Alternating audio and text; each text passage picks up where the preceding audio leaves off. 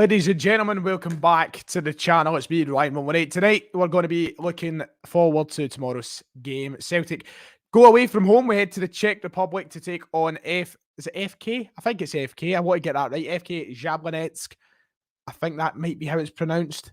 Not entirely sure. Jablonec. Something about that territory.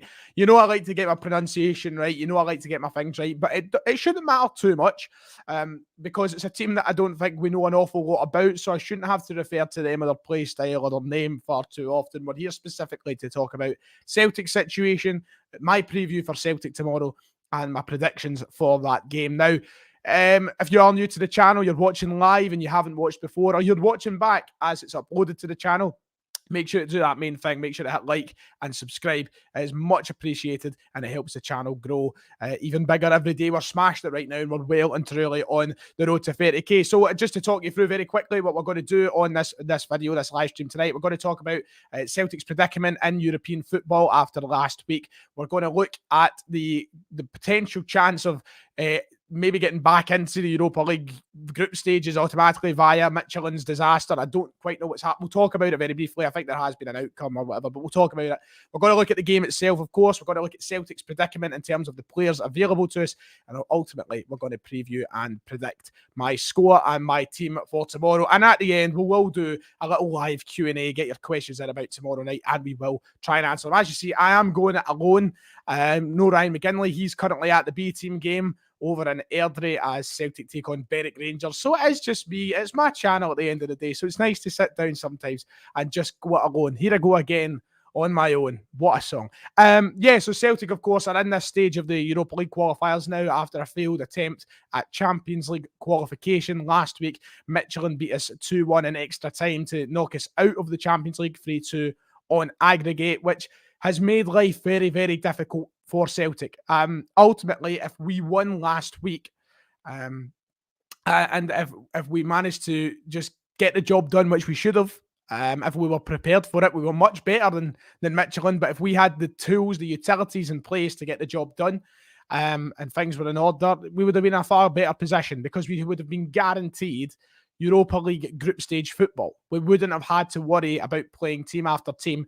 And right now, Celtic stare down the barrel of potential UEFA Conference League football, which some people have seen licking their lips at. Some people are like, oh, the Conference League, we could maybe give it a good go and go and win it. The Conference League was designed for clubs like Hibs and Aberdeen and Tottenham Hotspur. It wasn't designed for clubs like Celtic. It wasn't designed for the big boys to be in. We are meant to be in, number one, the Champions League. We shouldn't even set our priorities Europa League. We should be in the Champions League.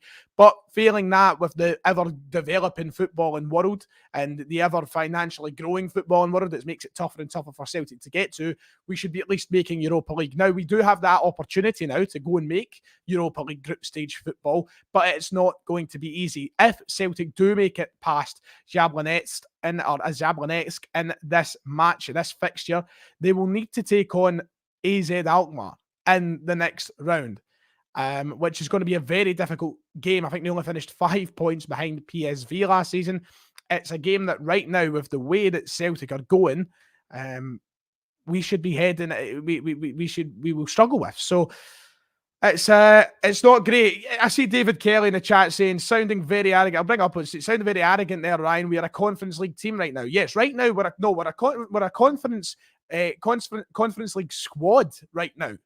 Celtic Football Club isn't a Conference League team. Let's not kid ourselves on. Celtic and Rangers should be a Champions League team every single year. That's the level of Celtic and Rangers. They're two of Europe's biggest clubs.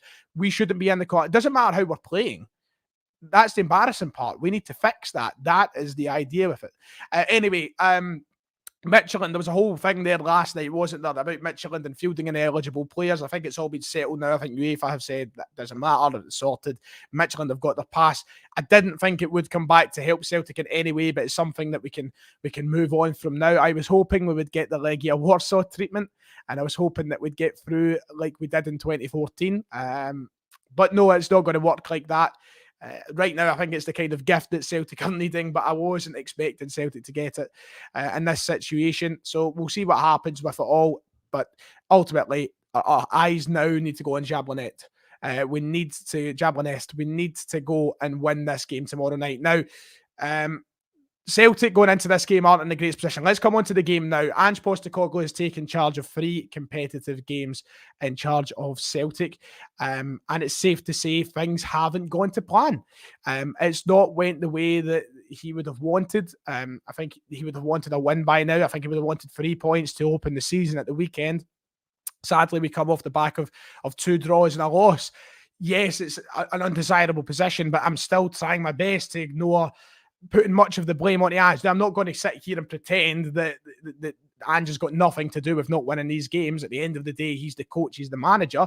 But this is the situation we're looking at now, where the board have left us with such a scarce team heading into these games that I would find it hard for any manager to go and get results. If it was Eddie Howe, if he got the job, I think he would have struggled with getting the results in these opening 3 games. If it was Gordon Strachan, I think he would have struggled to get results in those 3 games. If it was Sir Alex Ferguson, I think he would have struggled with getting results in those 3 games, because our squad is in no way near the shape and the quality it should be when playing good opposition. Yes, I said earlier we should have been beating Midtjylland. We should have been, but not when you've got a back 5 that consists of Scott Bain, Anthony Rouse and Dane Murray. And I don't want to sound like a broken record. I've been saying that a lot recently. But, you know, it's difficult. You can't really expect the team and you can't expect the coach to get much when they don't have a first team there, a first team back line ahead of them. So we paid the price, and I think the Celtic board have got to now hold their hands up and take responsibility, and I think we are seeing the first signs of that. Celtic did complete the signings of James McCarthy and Joe Hart yesterday, 2 of what I hope is a very busy rest of transfer window for Celtic, but we need to now hope for the best. Tomorrow night, is it going to be as cut and dry as going out and winning that game? No, of course not. Celtic will make this difficult. I was about to say we'll want to make it difficult, which isn't what I meant to say, but now that I think about it, yeah, they probably do want to make it difficult, because they make all of these games difficult. That is really it. We're away from home first, though, and I like that. Now, I know away goals have been scrapped. It doesn't really matter. But I'm happy that we can now go into get the away leg done out the road, and then hopefully, now fingers crossed, don't want to jinx anything, come back next week to a full house at Celtic Park, which will help us over the line and get the win when we return home with it. I think we should be winning both legs. Let's be quite honest. Let's have a look right now at Jablonec as they tried to qualify. They lost. Their last few results haven't been great. They lost 3-0 to Mijada Boleslav. They lost. They won 1-0 against Barrack, but they took quite a doing, I think, on their route here to this game. They took quite a doing a little while ago. I think it was an embarrassing result. Champions League qualifiers or something, I'm not too sure, but they aren't the greatest team. We've heard that they've got the same sort of issues as Celtic. Now, I know as people are asking kickoff time tomorrow, by the way, it's 4:45, it isn't early kickoff.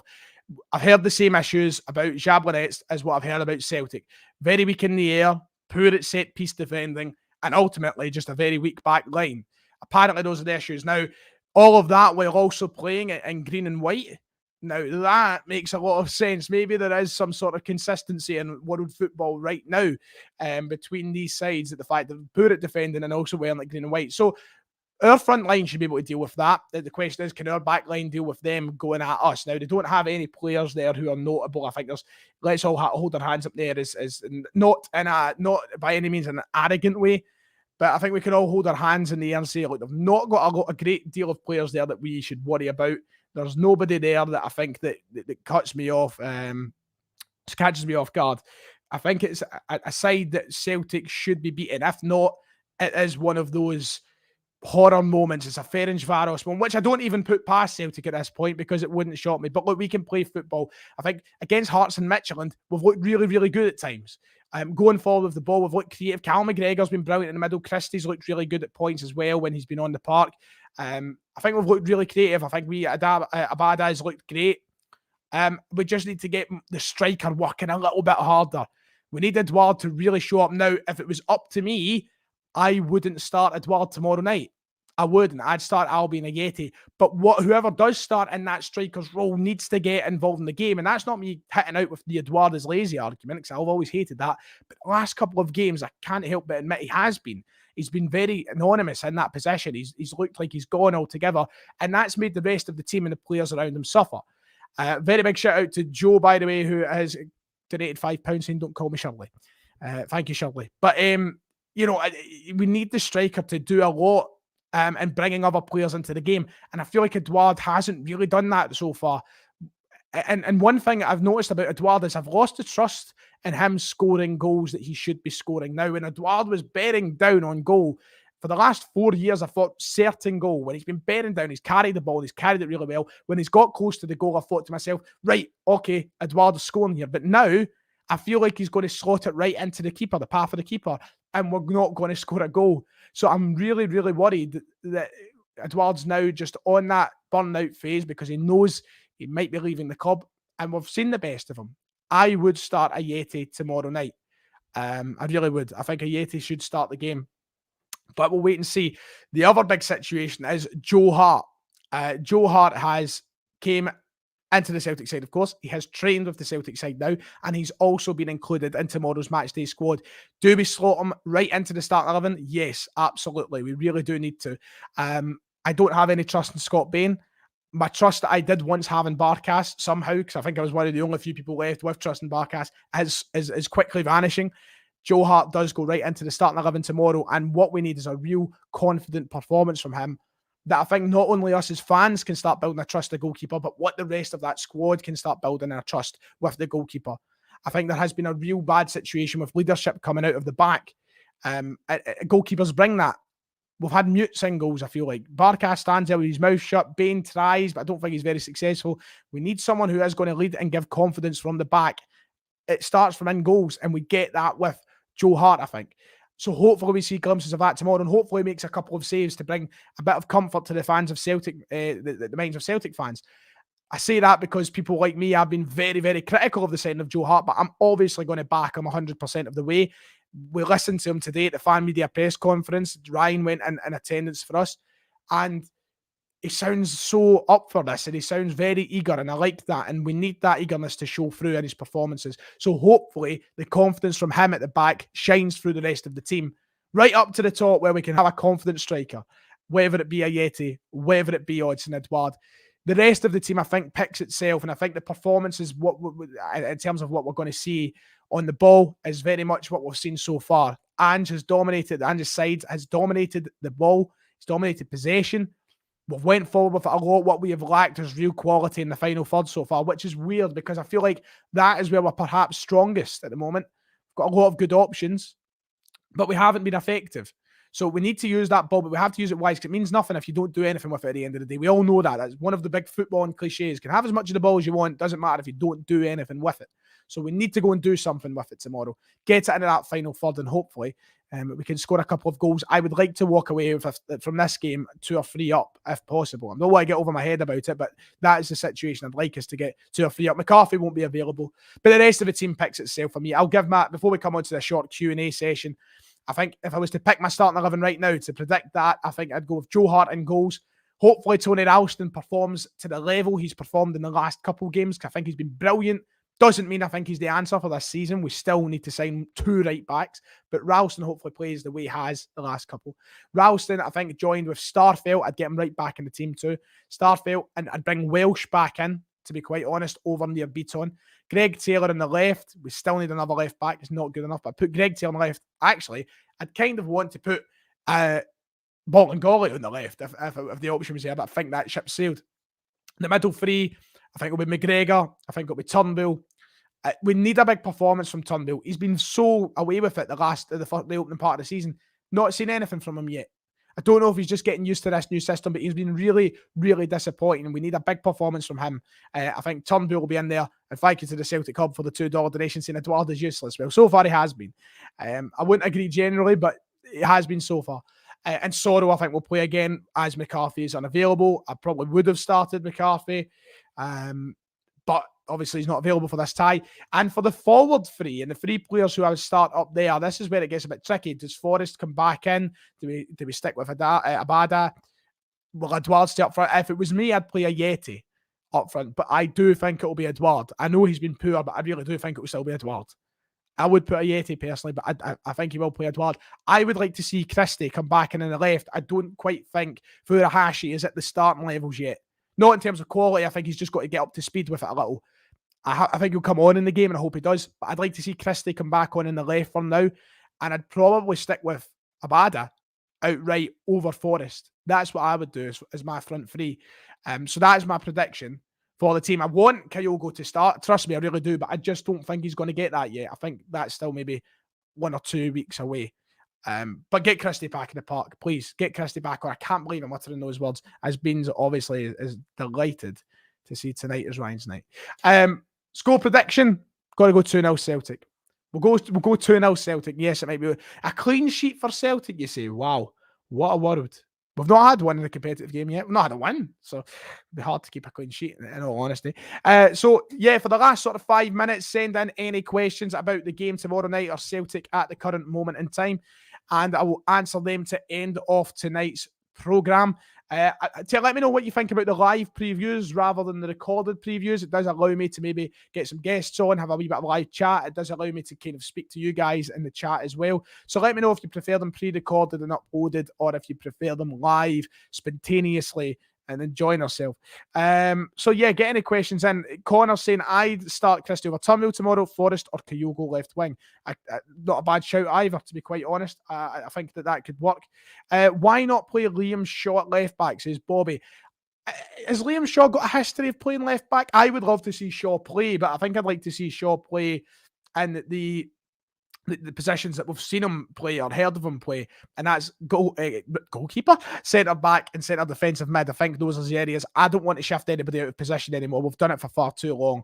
Ryan has asked, do you see potential for Kyogo to be great? Well, we've only seen about 20 minutes of him, but I hope he is great. And I think from what I've seen of him in past clubs, yes, he does have the potential to be great. But I'm not going to judge it off his time at Celtic so far. Brilliant from Paul. Thank you. Beans, there he is. Ryan, what do you think about Ralston's mindset going into tomorrow night? Gets a lot of stick, but probably one of our most reliable defenders so far under Ange. Yeah, we kind of touched on Ralston. If he brings in the performances he has the last couple of games, brilliant. His mindset is probably, right now, I hope his mindset is just don't worry about who's coming in. Don't worry about his future at the club. Worry about the games at this moment in time. If he keeps working hard, there's no guarantee that he's going to get chucked away completely. Ange will like that. I think if he sees that he works hard, but he needs to take it on a game-by-game basis. He can't worry about who's coming into the club and what his place is going to become.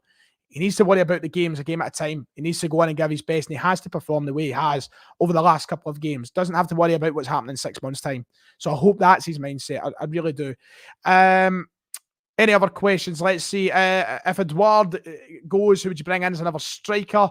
Kevin Nisbet. I think that kind of answers itself at the moment in time in terms of realistic targets. There's probably strikers out there that I'd love the thought of, but I think that being realistic, he's probably one of the only ones right now.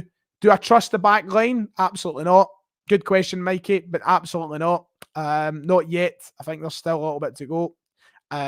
I hope Starfelt brings that trust in, and I hope Joe Hart helps install that trust too. But you know, there's still a long way to go before I'm completely trusting that back line.